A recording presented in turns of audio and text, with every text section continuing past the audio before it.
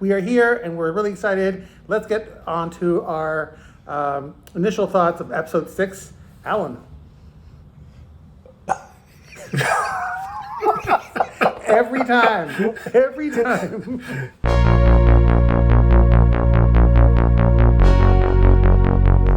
How about we'll start with Namir's initial thoughts? I thought it was great. I really did. I think this might be my favorite episode this season. And it's all of it. It's the throwbacks. It's the meetings. Geordi meeting with Picard. Geordi is so great. All of it kind of connects. And, I know we don't care about spoilers, right? No, we don't care.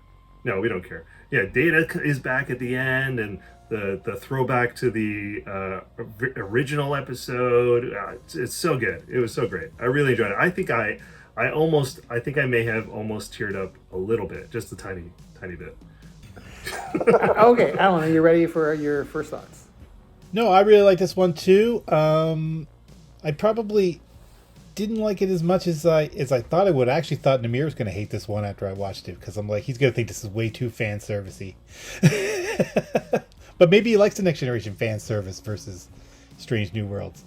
But yeah, I had a good time. There's tons of great Easter eggs. My God, there were so many moments. It was almost too much. It was like an onslaught of nostalgia, which, I had to watch it twice to really take it all in. But I had a really good time. It's it's super fast paced now, and it's just kind of a breakneck speed and trying to keep up with things. So I almost wish they'd dial it back a little bit in the pacing now, because that one felt like it was just in overdrive. But I still had a really good time. They're still doing a great job, and yeah, I like what we're seeing.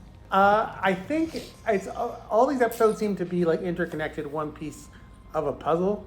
So I'm enjoying the episodes individually, but I'm enjoying them because they're part of this larger narrative. So when I'm gonna give this episode my rating at the end of this review, it's gonna be based on how good this episode is, and how it fits sort of in the larger narrative, because each episode is kind of adding a piece. It's like, it gets better, not just by itself. And there was a lot of fan service stuff, a lot of nostalgia. I love it. I mean, I like you, Alan, I feel like it's a lot, but at the same time, I've been kind of waiting for it for 20 years. So it's like, you gotta put it all in now.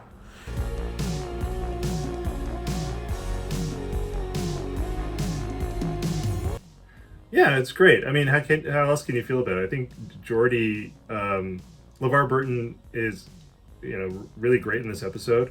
Like he's actually, everybody's been really good, but LeVar Burton really kind of brings home that he's not Geordi LaForge as we remember him anymore. He's Commodore LaForge, right?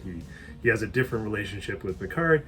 He's in charge of the Federation Museum, which is, I guess he's a big deal.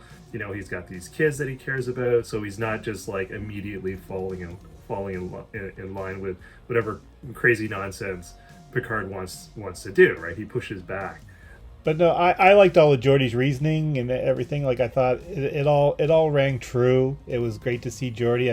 I'm actually kind of glad they kept him back. I know everybody's been like, "Where's Geordi?" But it's like, it was nice that he had his own, breathing space to come into the show rather than just lumping him in with everybody else.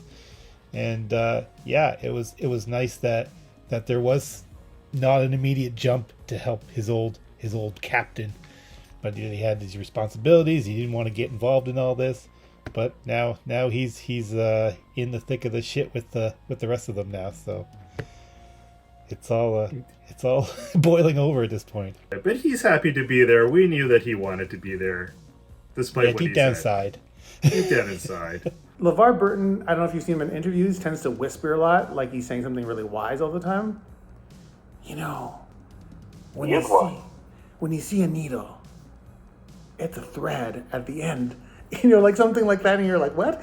But Geordi, when he shows into Geordi, he becomes that character, and I was a little bit afraid that we were going to see the thing that happened with Patrick Stewart and Picard, like that blurring the line, but he really brought that Geordi back. I was like, Geordi's back.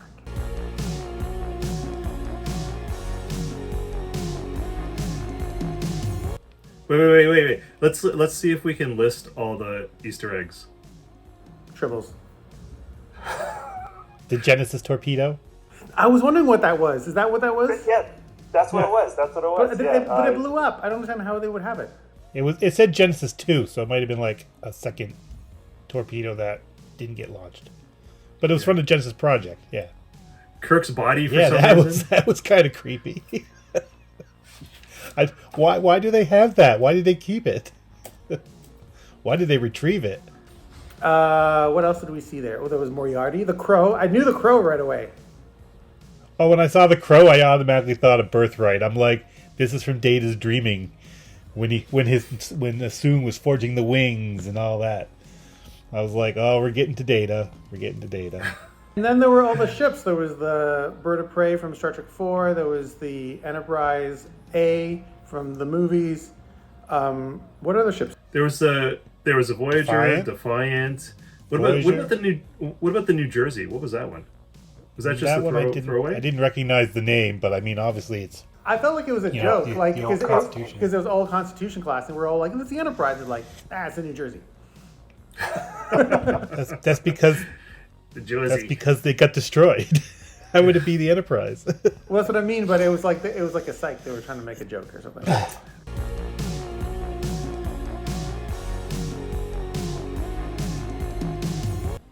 I did feel like I liked the Moriarty cameo, but I wish that they kind of kept a lid on that, because I feel like that was like misdirection in the promos, making it think that he was going to be integral to the plot of the season, where it was just he was kind of just a security hollow.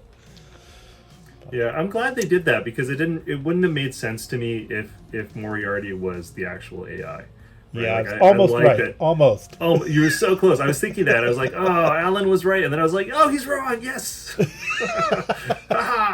the closest I've ever come to being right in these predictions.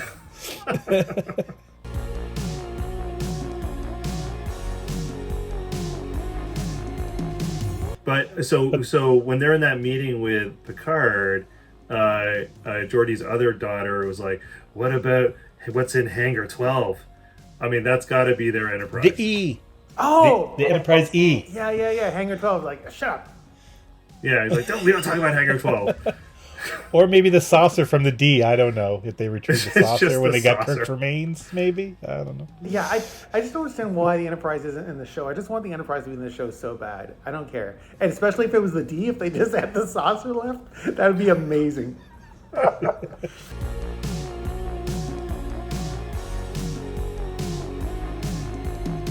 But I really like that scene at the end where Data has all those multiple versions of himself inside his head, and he's kind of like, like Brett Spiner's always been a really great actor, and he kind of he plays it off really well, and you really get a sense of like those different characters. Like Lore sounds different from Data and Lal, and he goes into Sung at some point, and they all have their own voice. It was really great. Yeah, it was funny because I've never really seen him do that before. Like, the closest to this is when he did all these different characters in Masks in the seventh season of TNG. But these were all characters that he had played over the course of the series, and it was so, and of course the movies, and it was so interesting to see him do B4, and I'm like, that's totally B4, and then do Lore, and I'm like, that's totally Lore, Can I say why does Lore sound sinister when he doesn't have his emotions chip? I'm like, why is Lore evil without his emotion chip? No, but he was always like that. Data? No, hold on. Lore was always sinister. He just stole Data's emotion chip, and then nothing really happened. Oh yeah, he didn't have it from the get-go, did he? He got it in like season 4, didn't he? Yeah, he stole it from Data, right. and then he was the same. He just said he felt better. Yeah. All right. Yeah. Wait, no, I me. thought Lore always had emotions. He does have emotions. That's what I'm saying. But then he I see stole what the you're saying. emotion chip from Dr. Sung that Dr. Sung was going to give to Data, and then right. it kind of gave him like a little cocaine high, and he was like, "Ooh, it feels good." Okay, cut Oh, that he- out then. I just No, we're shot not myself gonna in No, the foot this is as a awesome. nerd. I like when I'm right and then Alan's wrong.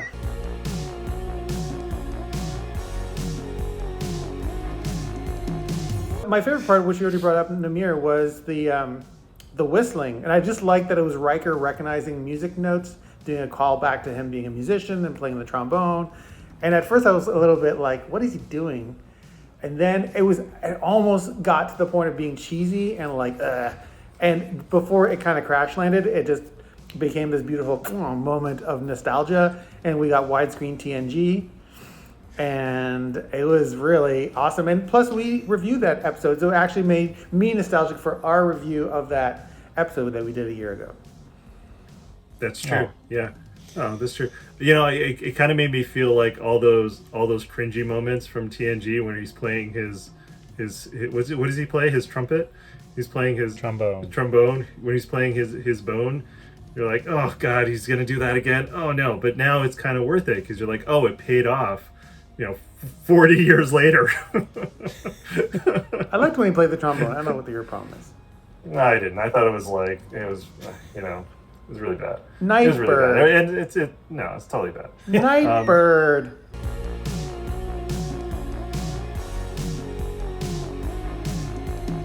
By the way, Amanda Plummer is amazing in this episode.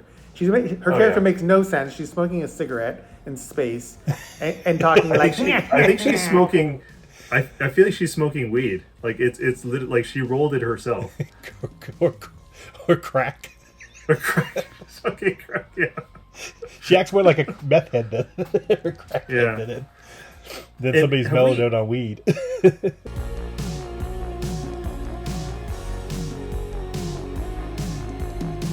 And I thought the final twist was the reveal of that they were after Picard's body, which I was like, what?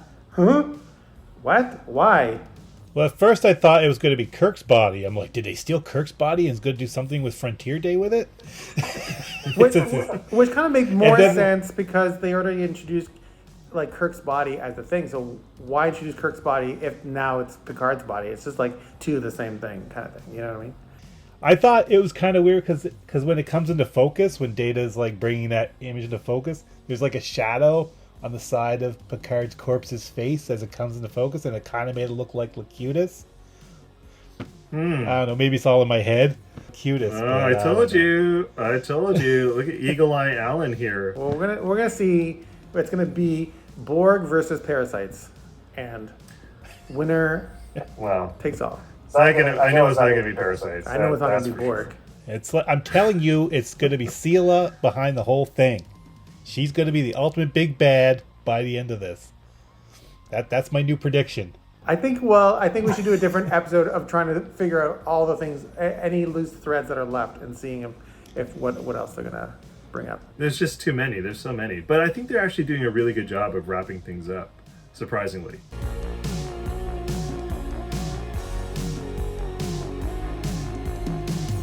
I think Worf's going to bite it in this series.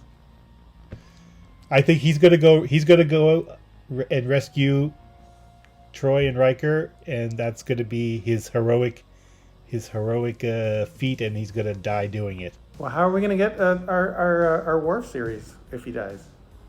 Well, I just think they've done so much warrior stuff with Worf. The only warrior thing he hasn't done is die heroically, and I think if anybody out of the cast is going to be written off this time around, I think it's going to be Worf. He's going to go in a blaze of glory.